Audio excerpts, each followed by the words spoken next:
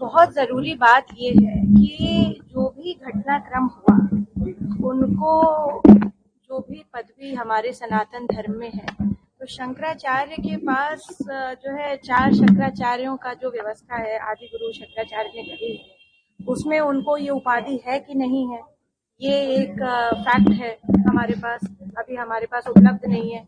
और जहां तक प्रशासनिक रूप से वहाँ का व्यवस्था खराब हुई, तो मुझे नहीं लगता कि किसी भी व्यक्ति कोई भी देश के संविधान से ऊपर है। We live in a democracy, हम एक लोकतंत्र व्यवस्था में रह रहे हैं और मुझे नहीं लगता कि किसी को भी प्रशासनिक व्यवस्था और खासतौर से मेले की व्यवस्था, कुंभ की, माघ मेले की और इस तरीके की जो सनातन धर्म के जो ये मेले लगते हैं, कहीं ना कहीं उसमें और भी पब्लिक होती है और अगर हम उनका लाइन ऑफ ऑर्डर डिस्टर्ब करते हैं तो हमारे आम जनमानस को तकलीफ होती है। तो मेरा ये मानना है कि ये जांच का विषय है और इस पे छीटाकशी करने से आदरणीय मुख्यमंत्री जी के लिए ये बहुत गलत बात है, ऐसा नहीं करना चाहिए। वो खुद भी एक गुरु हैं और जो अविक्त जो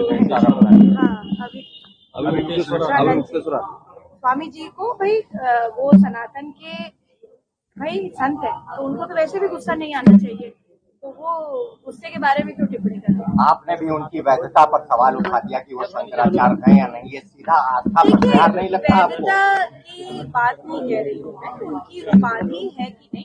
हमारे जो सनातन में गुरु पद्धति है, जो शंकराचार्य की व्यवस्था है, उसके बारे में तो भाई हमको सबको जानना अति अनिवार्य है। मैं किसी की वैधता और किसी के बारे में ये थोड़ी ना कह रही हूँ कि ये वैध है, ये अवैध है, ये मैं नहीं कह रही हूँ। जो व्यवस्था बनी हुई है उसके और उसको जानने का अधिकार सबके पास है और अगर वो चीज नहीं है और वो कर रहे थे जो प्रशासन की तरफ से रिपोर्ट्स आई हैं, तो मुझे नहीं लगता कि कोई भी व्यक्ति हमारे संविधान से ऊपर है। क्योंकि जब भी मैं अपने पूज्य गुरुदेव का बात कह सकती हूँ कि मेरे पूज्य गुरुदेव आचार्य अवधेशानंद जी हैं और उनका जब भी रथ यात्रा निकलती है तो उनको बहुत आदर, बहुत सम्मान, और ऐसा ही नहीं कि सिर्फ उत्तर प्रदेश में, जहाँ जहाँ पर भी उनकी रथ यात्रा निकली है उनको बहुत आदर सम्मान के साथ करा जाता है। साथ ही साथ जो है जितने भी व्यवस्थित जो शंकराचार्य हैं हमारे देश के, उनकी भी मैं कितनी सारी रथ यात्रा में जा चुकी हूँ, मुझे ये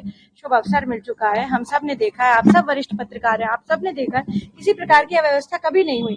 परंतु जो है अगर इस प्रकार का इनके साथ हुआ है तो ये मुझे लगता है कि इस पे हमें जांच करनी चाहिए, क्या हुआ, कैसे हुआ। स्वामी अम्बेडकर ने कहा है कि केशव प्रसाद मौर्य एक राष्ट्र नेता है, मगर योगी जी को मैं संत नहीं मानता। अगर वो संत होते तो एक संत की पीड़ा को समझ सकते थे। देखिए, इस तरीके की बात नहीं कहनी चाहिए किसी भी व्यक्ति के लिए।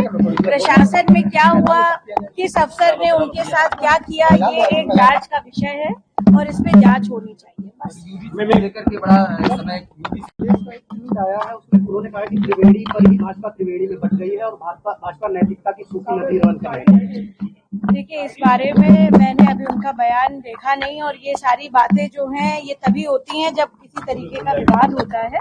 मुझे लगता है संतों के बारे में और प्रशासन के बारे में हमारी धारणा आदरणीय मुख्यमंत्री जी की बहुत अच्छी है और वो देखिए राजधर्म का पालन करते हैं हमेशा। उन्होंने कई अपने वक्तव्यों में कहा है कि मैं किसी व्यक्ति विशेष के लिए नहीं, मैं राजधर्म के लिए आया हूँ और राष्ट्र धर्म निभा रहा हूँ। तो यही हमें मानना चाहिए और इसके किसी के छीटाकशी करने से यूपी की ग्रोथ पे, यूपी की एफडीआई पे, यूपी की जीएसडीपी पे, यूपी का जो $1 ट्रिलियन इकोनॉमी बनाने की जो सोच रखते हैं आदरणीय मुख्यमंत्री, उस पे कोई फर्क नहीं। मुरादाबाद में हिंदू लड़की को बुर्का पहनाया गया, उससे क्या कहना चाहिए? क्या मुरादाबाद में 5 मुस्लिम एक छात्रा ने एक हिंदू छात्रा को बुर्का पहनाया, उसको एफआईआर भी दर्ज। बिल्कुल अच्छी बात है, एफआईआर दर्ज भी होनी चाहिए और जांच होनी चाहिए उस मामले में।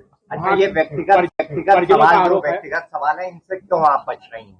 हम सवाल नहीं ले रहे हैं, लेकिन क्यों बच रही हैं जब लगातार सोशल मीडिया में? भैया आपने खुद ही कहा व्यक्तिगत है इसलिए।